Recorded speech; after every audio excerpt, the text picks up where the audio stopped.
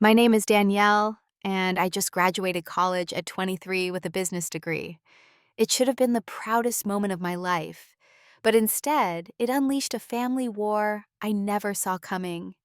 When my parents refused to pay for my education, my aunt and uncle stepped in to help. Little did I know this act of generosity would lead to the biggest betrayal in my family's history. Before I get into my story, let me know where you're watching from in the comments.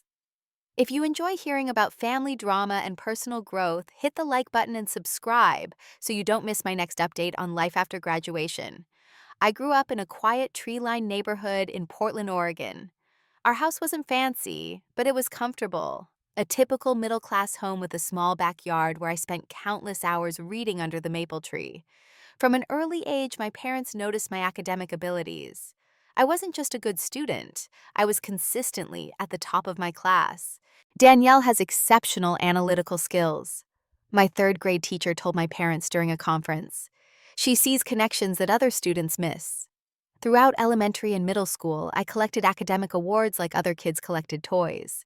Math competitions, spelling bees, science fairs. I entered them all and usually came home with ribbons or trophies. My parents proudly displayed these achievements on what they called the Danielle Wall of Fame in our living room. "That's our little genius," my dad would say when showing visitors my latest accomplishment. He worked as a manager at a local manufacturing company, having worked his way up from the factory floor over 20 years. My mom was an administrative assistant at a dental office. Neither had gone to college. During those early years, our family felt solid and supportive. Sunday dinners were filled with laughter and stories from the week. Dad would quiz me on geography or current events, beaming when I knew all the answers. Mom would pack special notes in my lunch on test days, always telling me how proud she was of me. Those moments made me feel like I had the most supportive parents in the world. As I entered high school, my focus sharpened. While I enjoyed typical teenage activities, going to football games, hanging out at the mall with friends, attending school dances, academics always came first. By sophomore year, I was taking all AP classes and starting to research colleges. Westridge University became my dream school after I attended a summer business camp there when I was 16. The campus was beautiful. Historic brick buildings surrounding a lush quad state-of-the-art facilities and professors who were leaders in their fields. Their business program was consistently ranked in the top 20 nationwide. "This is where I belong," I told my parents after returning from the camp. "Their business program is amazing, and they have connections with all the major companies I might want to work for someday." My parents smiled and nodded, but looking back, I should have noticed their lack of enthusiasm. At the time, I chalked it up to them being tired after picking me up from the 2-week program. Throughout junior and senior year, I maintained a perfect 4.0 GPA, scored in the top percentile on my SATs, and participated in enough extracurriculars to make my application competitive. Business club president, volunteer work with a local financial literacy program, even starting a small online business selling handmade jewelry to save extra money. Every decision was calculated toward my Westridge goal. The day the thick acceptance packet arrived in the mail was one of the happiest of my life. I remember running through the house envelope clutched to my chest, screaming with excitement. I got in! I actually got in! I danced around our kitchen, unable to contain my joy. And they're offering me a partial merit scholarship. My parents offered congratulations, but again, something seemed off. Dad gave me a quick hug before heading to the garage, muttering something about needing to fix the lawnmower. Mom smiled tightly and said we'd need to talk about the details later. Later came 3 days after on a Sunday evening. I had already started planning my dorm supplies, researching potential roommates, and mapping out my first semester schedule. The excitement hadn't worn off at all. "Danielle, we need to have a family meeting," Dad said after dinner, his voice unusually serious. We gathered in the living room, right beneath my wall of academic achievements. The irony wouldn't hit me until much later. "About Westridge," Dad began, clearing his throat.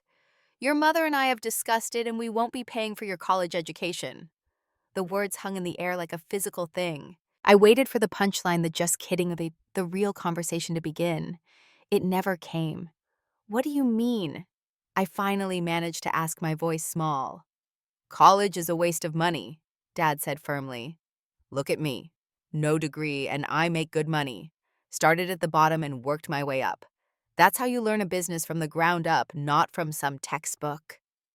Mom nodded beside him, though she wouldn't quite meet my eyes. We just don't see the value in spending all that money when you could be earning and learning on the job. I felt like I'd been punched. All those years of encouragement of celebrating my academic success suddenly seemed like a cruel joke. But what about all this? I gestured wildly at the wall of certificates and awards. You've always pushed me to excel in school. And you have, Mom said quickly. We're very proud of you. But college is different. It's expensive, and we just don't think it's necessary. Dad leaned forward. I've already talked to Brian at work. He has a cousin who runs an office supply company. He's willing to hire you right away at $12 an hour. You can work your way up from there. $12 an hour. After all my hard work, all my dreams, they wanted me to file papers and answer phones for barely above minimum wage. I tried logic. I showed them statistics on lifetime earnings with a college degree versus without. I explained how the business world had changed since Dad started his career, how a degree was now the bare minimum for entry-level corporate positions. Things worked out fine for us, Dad said stubbornly. We have a nice home, we've never gone hungry, we even take a vacation every couple of years. What more do you need? What more did I need? How about the future I'd been working toward my entire life? The chance to reach my full potential. The opportunity they never had. I spent that night crying in my bedroom, feeling betrayed by the very people who were supposed to support my dreams. The partial scholarship would cover about a third of the tuition, but Westridge was expensive. Even with student loans and a work-study job, I was looking at a massive shortfall. As I stared at my acceptance letter through tears, I realized I had two choices: give up on my dream or find another way. The week after my parents dropped their bombshell, I walked around in a fog. Friends chatted excitedly about dorm assignments and freshman orientation, while I smiled and nodded, too ashamed to admit my predicament. How could I explain that my parents, who had always seemed so proud of my academic achievements, were now refusing to support my education? A kernel of an idea formed when I remembered my Aunt Catherine, my mother's sister. Unlike my parents, Catherine and her husband James were both college graduates. She was a hospital administrator with an MBA, and he was an architectural engineer. They lived across town in a beautiful home they had designed together, and had always taken a special interest in my education. Every birthday and Christmas, while my parents gave me clothes or electronics, Aunt Catherine and Uncle James gave books, museum memberships, or contributions to my college fund. At least I had always assumed it was a college fund. Now I wondered if that money had gone into my parents' general accounts. I called Aunt Catherine on a Tuesday when I knew my parents would both be at work. My hands trembled as I dialed. Danielle, what a lovely surprise, her warm voice answered. How are you, sweetheart? I'm okay, I said, trying to keep my voice steady. I was wondering if maybe we could have lunch this week. There's something I need to talk to you about. Something in my tone must have alerted her, because her response was immediate. Of course, how about tomorrow I can take an extended lunch break? That little cafe near your school at noon. The next day I arrived early at Maple Street Cafe, a cozy spot, known for its homemade soups and artisan sandwiches. I chose a table in the back corner, away from other diners. Aunt Catherine arrived precisely at noon, elegant as always, in her tailored blazer and silk scarf. One look at my face and her expression softened with concern. What's happened, Danielle? The whole story poured out of me. The acceptance to Westridge, the partial scholarship, my parents' refusal, the office job they had lined up for me. Somewhere during the telling tears started flowing, and I couldn't stop them. Aunt Catherine reached across the table and held my hand. I've worked so hard, I sobbed. Every decision I've made since freshman year was to get into a good business program. I don't understand why they won't support me now. Aunt Catherine's eyes showed a complex mix of emotions. Sympathy for me, but also something that looked like old frustration. Your father and I have never seen eye to eye on education, she said carefully. He's always been defensive about not having a degree. I think he views academic achievement as some sort of challenge to his own success. She squeezed my hand. But this isn't about him. It's about you and your future. She paused, seemingly making a decision. James and I would like to help. I stared at her, hardly daring to hope. Help how? With your education. Westridge is a wonderful school and you deserve to go there. And fresh tears sprang to my eyes, but for an entirely different reason. I couldn't ask you to do that. Tuition is so expensive even with my scholarship. Let me talk to James tonight, but I'm sure we can work something out. Maybe a combination of gift and loan. You could pay back part of it after you graduate and start working. A weight I'd been carrying for days suddenly lifted. That would be, I don't even know how to thank you. Aunt Catherine's expression turned serious.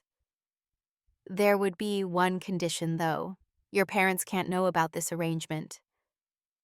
I hadn't considered that aspect. You want me to lie to them. Not lie exactly, just omit certain details. Tell them you've decided to work for a year to save money, then secretly attend school. Or tell them you received additional scholarships. Whatever works. But if your father knows we're paying for something he refused to, it will create a family rift that might never heal. I understood the delicate family politics at play. My father had always been sensitive about money and status, particularly around his more educated in-laws. That evening, Uncle James called to confirm their offer. They would pay for 2/3 of my remaining costs after the scholarship, with the understanding that I would repay half of their contribution once I was established in my career. The other half would be a gift. I would cover the final third through work-study jobs and small student loans. We believe in investing in education, Uncle James said, his deep voice reassuring. And we're investing in you, Danielle. All we ask is that you maintain at least a 3.5 GPA and stay out of trouble. Over the next few weeks, we crafted an elaborate plan. I would tell my parents I had decided to work full-time for a year to save money for community college. In reality, I would be attending Westridge as planned. Since the campus was across town, chances of running into my parents were minimal. For the address on university paperwork, we used Aunt Catherine's home. She set up a separate phone line for university calls. We even created a fake job, administrative assistant at a small consulting firm that was mostly remote work, to explain my schedule and any income. Moving day was bittersweet. My parents helped pack my apartment essentials, believing I was moving into a shared apartment with 2 other girls who had also decided to work before college. In truth, these were my dorm supplies, and my new roommate Jessica was expecting me at Westridge. As we loaded the last box into Aunt Catherine's SUV, she had offered to drive me since my parents both had work commitments. My mother hugged me tightly. I know you're disappointed about postponing college, she whispered, but I think you'll see this is for the best. I hugged her back, guilt churning in my stomach. I love you, Mom. I'll make you proud, I promise. That wasn't a lie. I would make her proud, just not in the way she thought. My freshman year at Westridge was a constant balancing act. Unlike many of my classmates who could focus solely on academics and social life, I juggled classes with a work-study job at the university library, all while maintaining an elaborate fiction for my parents. The work-study position gave me legitimate income to explain to my parents, though I told them it came from my fictional office job.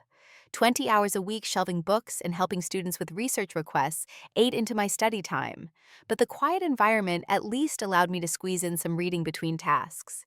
My roommate Jessica became my first true college friend and eventually my confidant. She had striking auburn hair, a contagious laugh, and a practical approach to life that complemented my more analytical nature. 3 weeks into the semester, after I'd received yet another stressful call from my parents that left me in tears, I finally told her the truth. That's some serious family drama. She whistled after hearing my story. Then she surprised me by adding, I actually understand better than you might think. Jessica revealed that her own parents had refused to support her dream of studying psychology, believing it wasn't a real science. They had wanted her to pursue nursing instead. Her grandparents had secretly funded her education with the same condition of secrecy. Looks like we're both living double lives, she said with a sad smile. At least we can cover for each other now. And cover we did. Jessica would answer my dorm phone when my parents called, pretending to be my apartment roommate. She'd create background noise that sounded like a small apartment rather than a university dorm. When my parents wanted to visit, I'd claim work obligations and meet them at restaurants instead. The hardest times were holidays. That first Thanksgiving break, I returned home with rehearsed stories about my fictitious job, complete with anecdotes about imaginary coworkers and projects. The office manager is so disorganized. I'd complain over turkey and mashed potatoes. She lost the Hendrix file twice in 1 week. Dad would nod sympathetically. That's what happens when people get promoted beyond their abilities. You watching and learning from these mistakes, Danielle? Absolutely. I'd respond stomach churning with guilt. Each lie built upon previous ones, creating an increasingly complex web I struggled to maintain. The only relief came during my secret weekly dinners with Aunt Catherine and Uncle James, where I could finally be honest about my experiences. Their home became my sanctuary. Every Sunday evening, I'd arrive with my latest projects and exam results, eager to share my real life with the only family members who knew the truth. They'd listen attentively as I described challenging professors, interesting concepts I was learning, and the friends I was making. Your business ethics professor sounds fascinating. Aunt Catherine would comment, genuinely interested in my coursework. What was his perspective on the Wells Fargo account scandal? Uncle James took a more practical approach, often reviewing my assignments and offering insights from his years in business. This financial analysis is solid, but have you considered how currency fluctuations might affect these projections? Their home contained the only family photos of me in my Westridge sweatshirt or at campus events. In one particularly meaningful picture taken after I'd aced my first accounting final, I stood between them, all three of us beaming with pride. That photo sat on their mantel in a silver frame, a display of familial pride that was impossible in my parents' home. During my sophomore year, I hit the first major academic hurdle. Professor Richardson's financial modeling class was notoriously difficult, with a project that required building complex spreadsheet models. Despite my best efforts, I was struggling to maintain a B-, jeopardizing both my GPA requirement for Aunt Catherine and Uncle James, and potentially my partial scholarship. For 3 weeks straight, I barely slept, working late into the night on practice models after finishing my library shift. Jessica would bring me coffee and sandwiches, worried about my fading health. "You need to ask for help," she insisted after finding me sobbing over my laptop at 2 a.m. "This isn't sustainable." Swallowing my pride, I approached Professor Richardson during office hours. Instead of dismissing me, he spent 2 hours reviewing concepts I'd misunderstood and suggested I join a study group led by a third-year student named Marcus. Marcus became another ally in my journey. Tall, with wire-rimmed glasses and a methodical approach to everything, he patiently walked our study group through the intricacies of financial modeling. "Think of these variables like dominoes," he explained during one session. "If this input changes, you need to track how it affects everything downstream."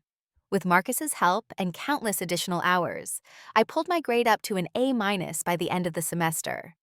The experience taught me that success wasn't just about individual brilliance, but also about knowing when to seek support. My hard work paid off in other ways too. During spring semester, I was selected to represent Westridge in a regional business competition. Our team created a comprehensive business plan for a sustainable packaging company, and my financial projections were specifically commended by the judges. We won first place, bringing home a trophy and grant money for the business department. The victory was featured in the university newspaper, with a photo of our team holding the trophy. When the paper came out, panic seized me. What if my parents somehow saw it? But the fear was irrational. They never ventured to the Westridge campus and had no connection to university publications. Still, the incident was a stark reminder of my double life and its potential fragility. One careless mistake, one unexpected encounter, and everything could unravel. As sophomore year came to a close, I secured a coveted summer internship with Pacific Northwest Financial, a respected regional firm. The position was competitive, with over 200 applicants for just 5 slots. Getting selected validated all my hard work and sacrifices. Explaining the internship to my parents required another creative story. I told them my office manager had recommended me for a special summer training program that would increase my hourly wage significantly. They seemed pleased with my progress, if a bit confused about why an office supply company would need such intensive financial training. "They must see potential in you," Dad said proudly over dinner. "See, working your way up is paying off already." If only he knew that it was my college education, the very thing he'd dismissed, that had opened this door for me. The internship transformed my understanding of business. Working alongside professionals, attending client meetings, and contributing to actual financial analyses made textbook concepts come alive. My supervisor, Amanda, became a mentor who saw potential in me that I hadn't fully recognized myself. You have exceptional analytical skills, Danielle, she told me during my performance review. But you also have emotional intelligence that many finance people lack. That combination is rare and valuable. By the end of summer, Amanda offered to stay in touch and suggested I apply for their competitive post-graduation program.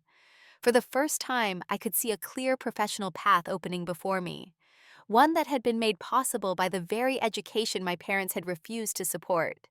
Senior year arrived with a bittersweet mixture of excitement and anxiety. I had successfully maintained my academic deception for 3 years, excelling in my classes, while working part-time and keeping my parents none the wiser. My GPA stood at 3.87.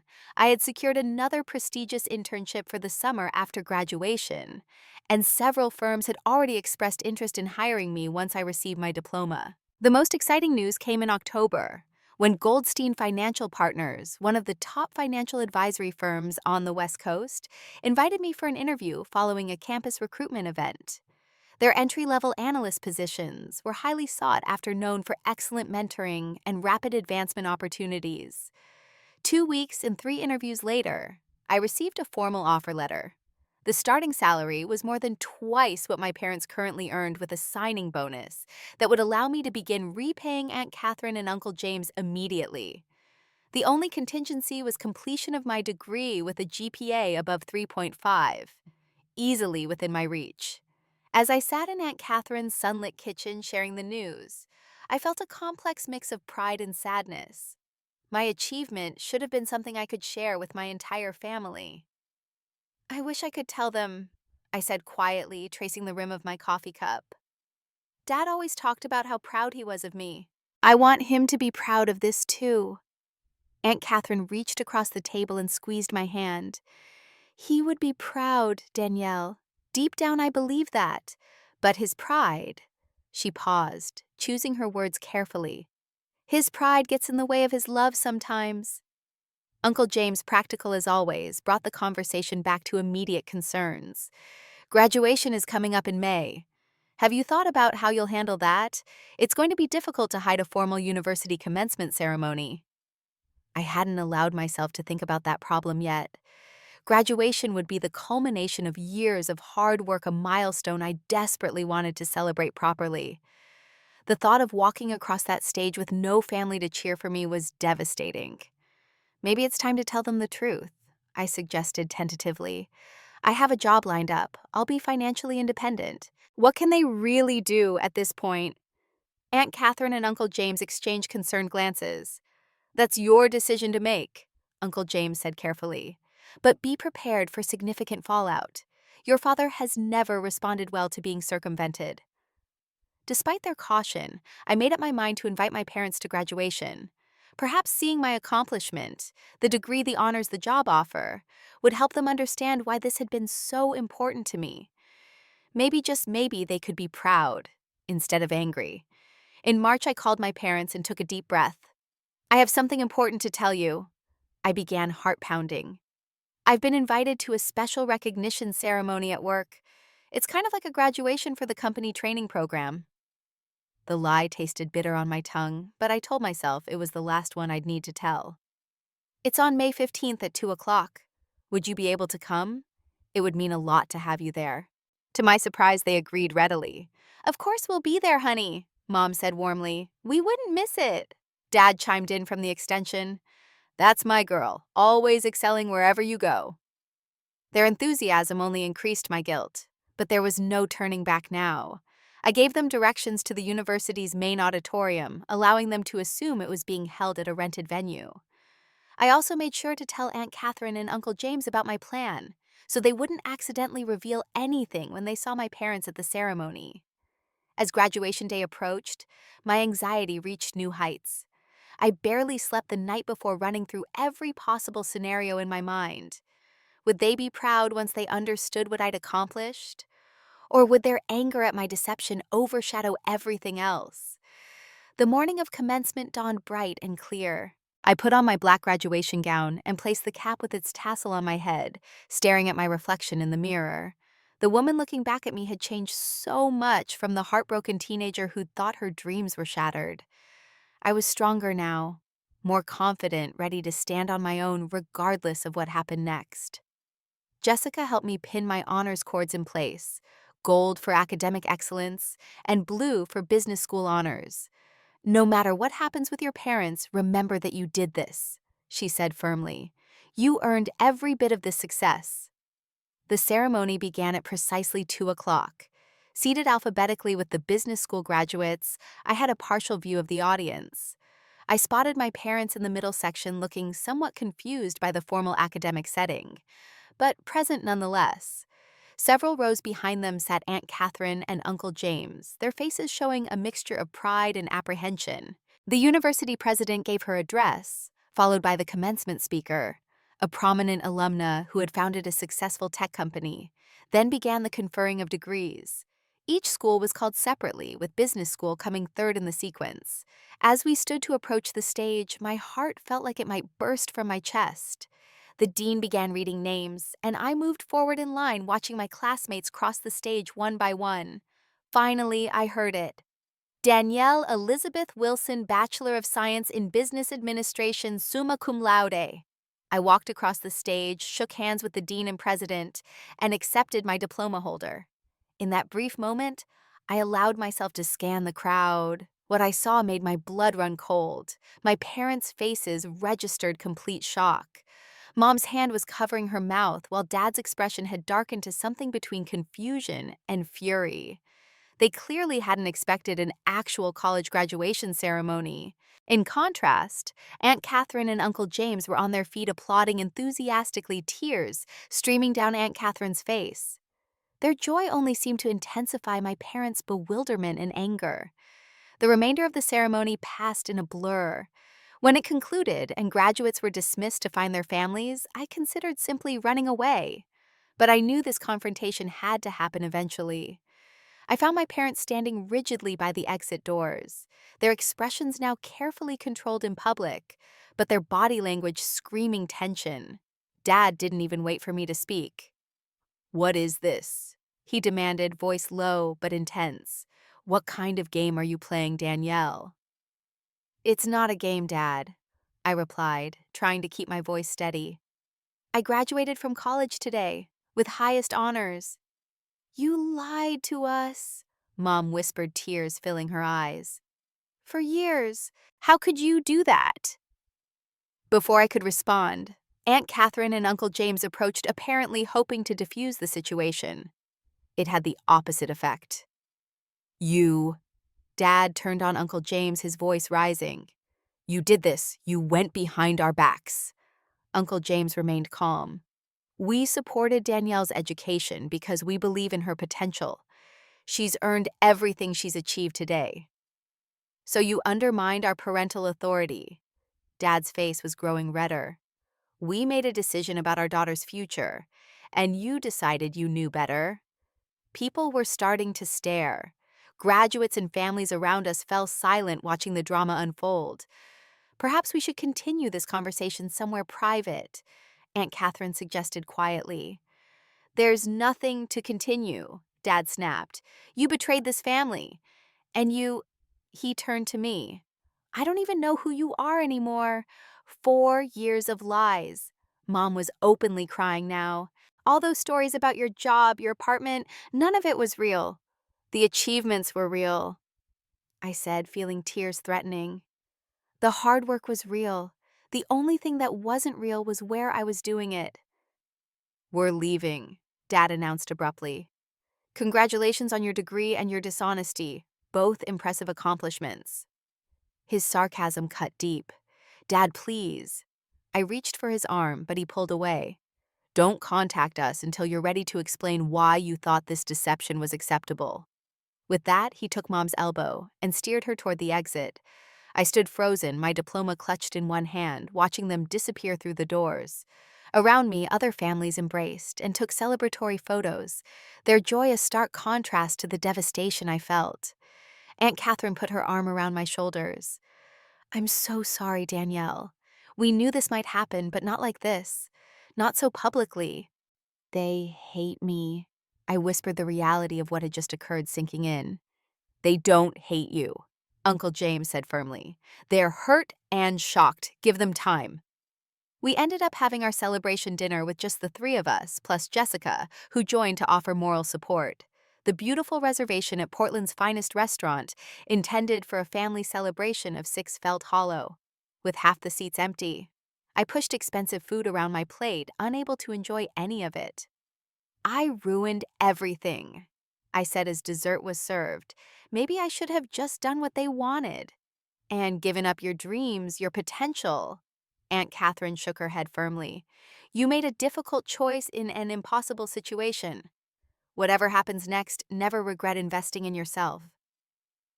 I nodded, but as we drove home in silence, I couldn't help wondering if my degree had cost me my family, and if any achievement could possibly be worth that price. The week after graduation passed in complete silence from my parents. I called twice, leaving voicemails that went unreturned. I sent an email explaining my reasons for pursuing college secretly, which received no response. Even a handwritten letter mailed to their home brought nothing but silence. With Aunt Catherine and Uncle James's help, I moved into my first real apartment, a modest one-bedroom near downtown Portland. It was close enough to Goldstein Financial Partners to commute by public transit, but far enough from my parents' neighborhood to minimize accidental encounters. Starting my dream job should have been an unmitigated joy. The sleek office with its floor-to-ceiling windows overlooking the city. My own workspace with a nameplate reading, "Danielle Wilson Financial Analyst."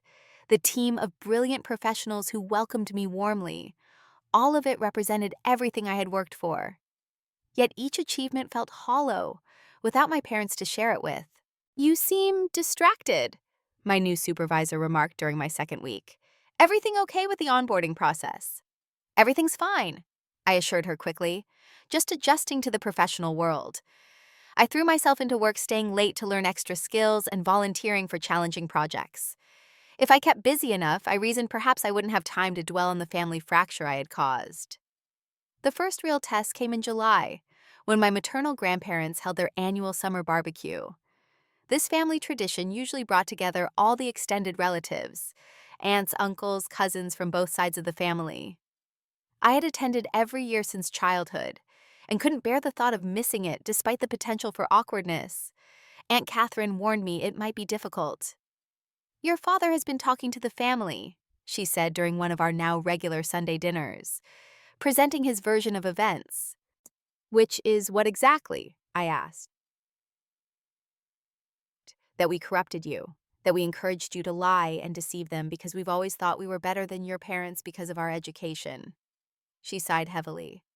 "It's not true, of course, but your father has always felt judged, especially by James." The barbecue confirmed her warning. When I arrived at my grandparents' backyard, conversation stopped abruptly. Cousins, who had always greeted me with hugs, now offered only awkward nods. My grandparents themselves were polite but distant, nothing like their usual warm selves. I overheard my grandfather talking to my father's brother. "College turned her into someone who thinks lying to family is acceptable. What else did they teach her there?" The comment stung deeply. My education had taught me critical thinking, analysis, ethics, not deception. The deception had been my response to an impossible situation, not a lesson from my professors. The most painful moment came when my parents arrived. Dad saw me across the yard and immediately steered Mom in the opposite direction. For the entire afternoon, they performed an elaborate dance to avoid being anywhere near me. When food was served, they waited until I had filled my plate and sat down before approaching the buffet. When I entered the house to use the bathroom, Dad abruptly needed something from his car. Only my younger cousins, too young to understand the family politics, treated me normally. 8-year-old Zach proudly showed me his science project about volcanoes, while his sister Emma practiced her cartwheels on the lawn and demanded I judge her form. Aunt Catherine and Uncle James arrived late, having deliberately timed their entrance to avoid creating additional tension. The temperature of the gathering dropped noticeably when they appeared. They were subjected to the same cold shoulders I had received with several relatives, making pointed comments about respecting parents' decisions within their earshot. By the time I left, I felt utterly drained.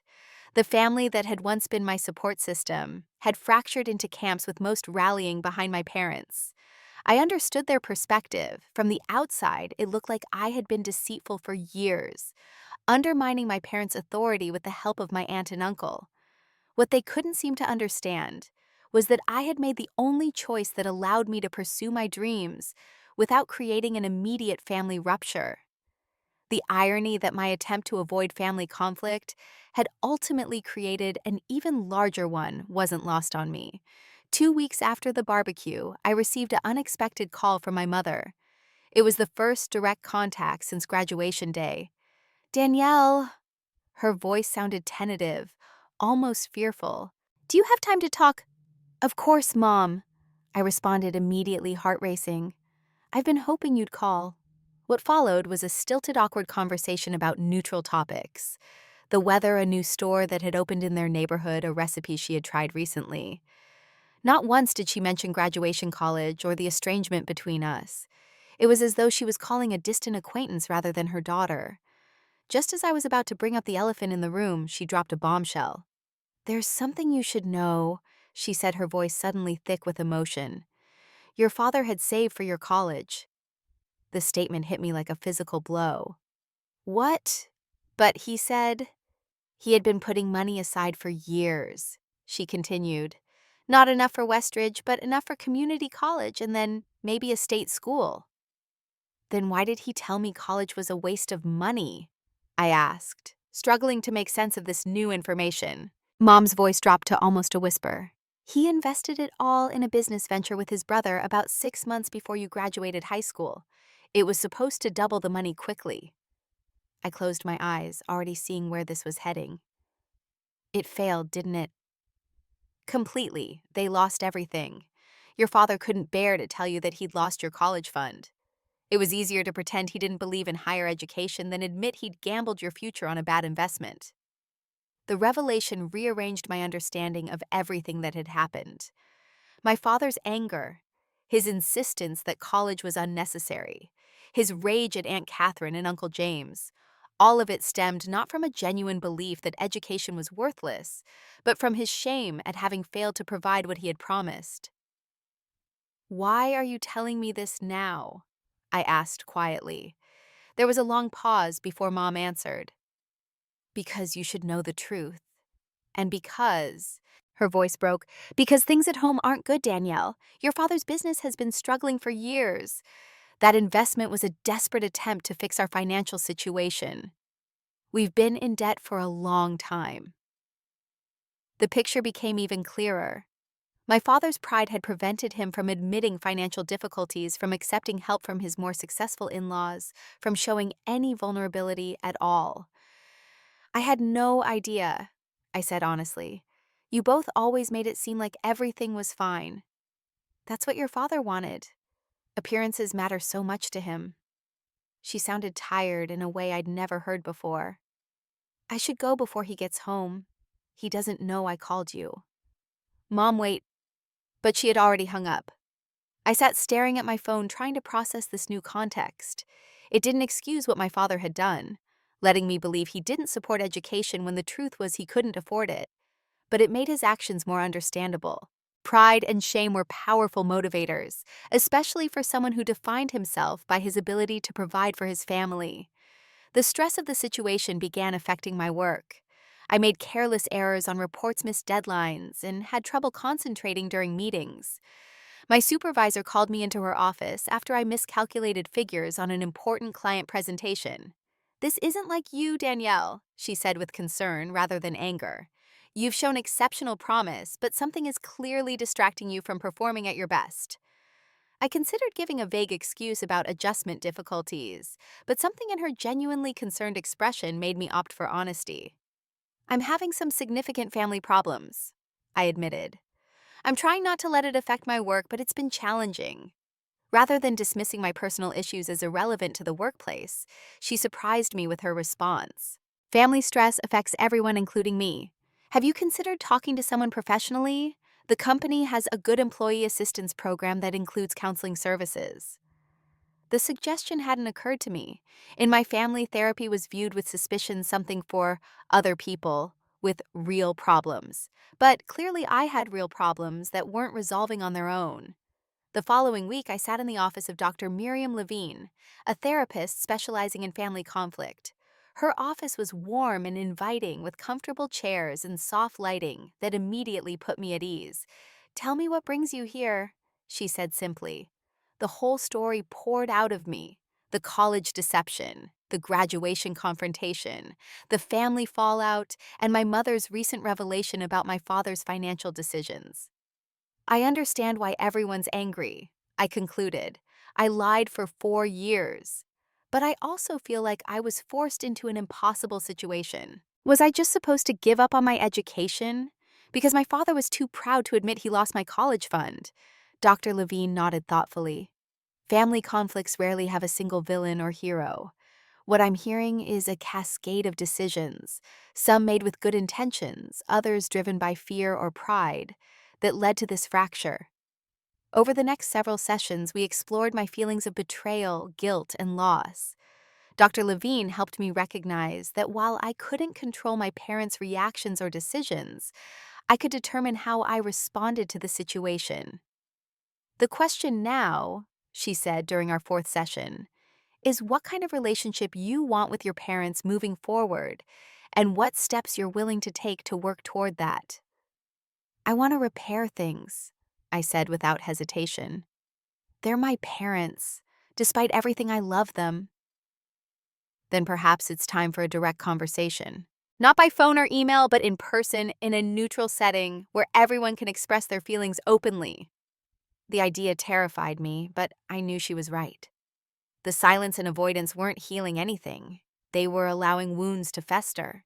With Dr. Levine's guidance, I crafted an email to both my parents requesting a meeting at a cafe halfway between our homes. I proposed bringing a family mediator, not Dr. Levine herself, but a colleague she recommended who specialized in parent-child reconciliation. A week passed with no response. I had almost given up hope when a short reply came from my mother's email address. "Saturday at 2 p.m. is acceptable. We are willing to meet at the location you suggested." No warmth, no personal touch, but it was a start. The holiday season approached with no further contact. Thanksgiving came and went. I spent it with Aunt Catherine and Uncle James, both of whom were also still being shunned by much of the family. Christmas loomed ahead, promising to be equally lonely. For the first time in my life, I faced a Christmas without my parents. No decorating the tree together while playing old holiday records. No mom's special cinnamon rolls on Christmas morning. No dad pretending to be surprised by the gifts we all knew he had snooped to discover weeks earlier. The weight of that loss hit me one evening at work as I was finishing a year-end report.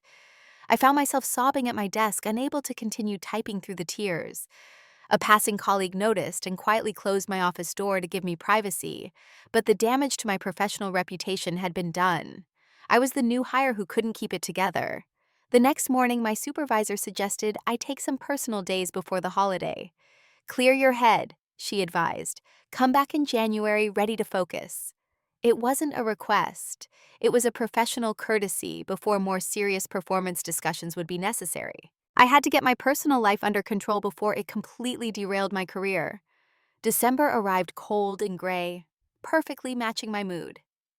The arranged meeting with my parents loomed ahead, 3 days before Christmas at Riverside Cafe, a quiet spot known for its private booths and understated atmosphere. Dr. Marcus Chen, the family mediator, had agreed to facilitate our conversation despite the holiday timing. I arrived 30 minutes early, too anxious to sit at home counting down the minutes. The cafe was decorated with tasteful holiday garlands and subtle white lights, creating a warm atmosphere that contrasted sharply with the cold tension I anticipated. Dr. Chen arrived next, a calm professional man in his 50s with kind eyes and a deliberate way of speaking that immediately put me at ease. "I've spoken individually with your parents by phone," he explained as we waited. They understand my role is not to take sides, but to facilitate productive communication. I nodded, throat too tight to respond verbally. My hands couldn't seem to stop trembling, and I clasped them around my coffee mug to hide the shaking. At precisely 2 o'clock, the cafe door opened, and my parents entered. Dad looked thinner than I remembered, with new lines etched around his mouth. Mom appeared exhausted, dark circles visible beneath her eyes, despite her careful makeup. They spotted us and approached slowly, like people walking into an expected ambush. "Mr. and Mrs. Wilson, thank you for coming." Dr. Chen greeted them warmly, standing to shake their hands. "I'm Dr. Chen. We spoke on the phone." My parents murmured polite responses, carefully avoiding looking directly at me as they took seats across the table. A painful silence descended until Dr. Chen gently took control. "Before we begin, I want to establish some ground rules," he said. "Each person will have uninterrupted time to speak. We'll focus on feelings rather than accusations. And most importantly, our goal today is understanding, not necessarily immediate resolution.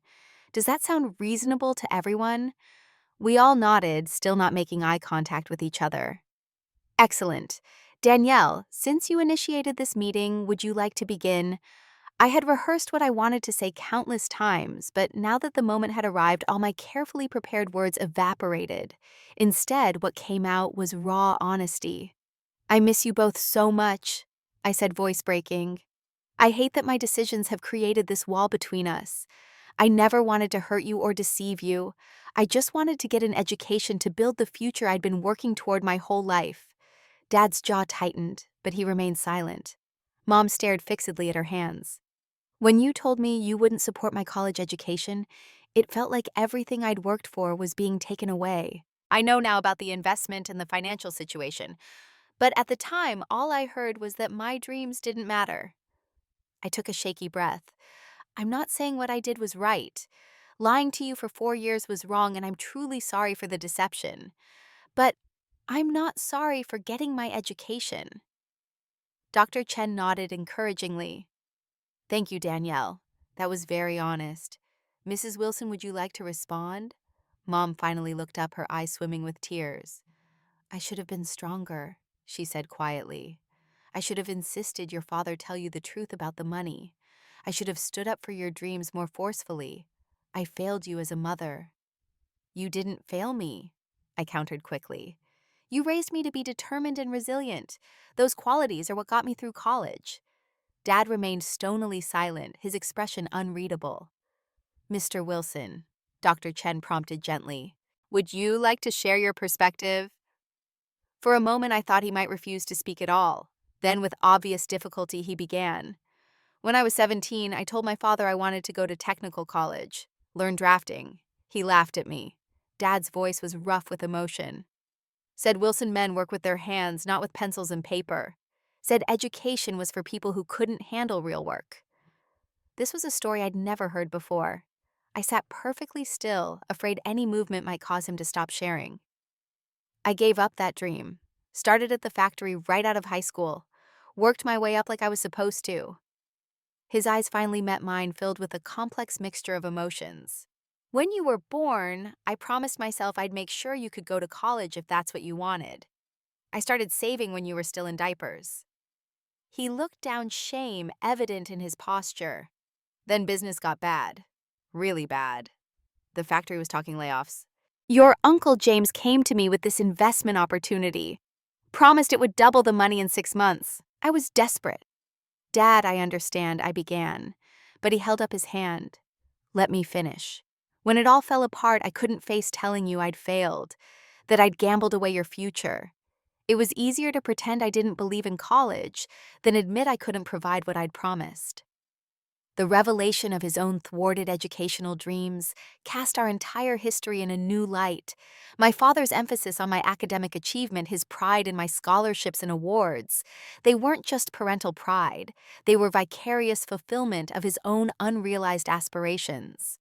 "When we found out you'd gone to college behind our backs with Catherine and James's help," he shook his head. "All I could see was that they had succeeded where I had failed. They gave you what I couldn't, and you had chosen them over us." "It wasn't about choosing them over you," I said earnestly. It was about finding a way to get an education without creating conflict. I thought if you didn't know, it wouldn't hurt you. But we did find out, Mom interjected softly. And it hurt more because of the deception. 4 years of lies, Danielle. Every conversation, every holiday, every phone call, none of it was real. Her words stung because they contained truth. In trying to avoid one pain, I had created another, possibly deeper one. Dr. Chen guided us through more dialogue, helping us express feelings without descending into blame or defensiveness. By the time our scheduled hour ended, no miraculous reconciliation had occurred, but something had shifted. The wall between us hadn't come down, but perhaps a small window had opened. This is just the beginning of the conversation, Dr. Chen reminded us as we prepared to leave.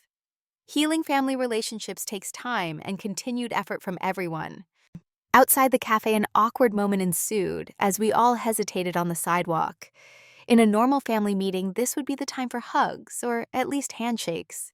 Instead, we stood uncertainly, not quite ready for physical contact, but no longer comfortable with complete distance. Finally, Dad cleared his throat. Your mother made Christmas Eve dinner reservations at Lombardi's, 6 o'clock, if you'd like to join us. It wasn't forgiveness. It wasn't even warmth. But it was an invitation, a small step towards something new. I'd like that, I said simply. Thank you. As they walked to their car, and I headed in the opposite direction toward the bus stop, I felt something I hadn't experienced in months, hope. Not for an immediate return to our former relationship. That was impossible after everything that had happened. But hope for something new, something honest, something built on truth rather than comfortable fictions. 1 year after the cafe meeting with my parents, I stood at a podium in Westridge University's business school auditorium, addressing the current senior class about my career journey. The dean had invited me back as part of their recent alumni success series, an honor typically reserved for graduates with more experience. The path from classroom to career isn't always straight, I told the attentive students. Sometimes it has unexpected detours and challenges that have nothing to do with your GPA or internships. From my position on stage, I could see Aunt Catherine and Uncle James sitting proudly in the back row. And beside them, in what still felt like a small miracle, sat my parents. Our relationship had been rebuilt slowly, brick by careful brick. The Christmas Eve dinner that followed our mediated meeting had been stilted and awkward, but we had all shown up and tried. January brought monthly family dinners, each slightly less tense than the last. By spring, conversations had become more natural, though certain topics remained delicate. The most significant breakthrough came when I was promoted 6 months into my job at Goldstein Financial Partners. The promotion to senior analyst usually took 2 years to achieve, but my work on a particularly challenging client portfolio had caught the attention of senior management.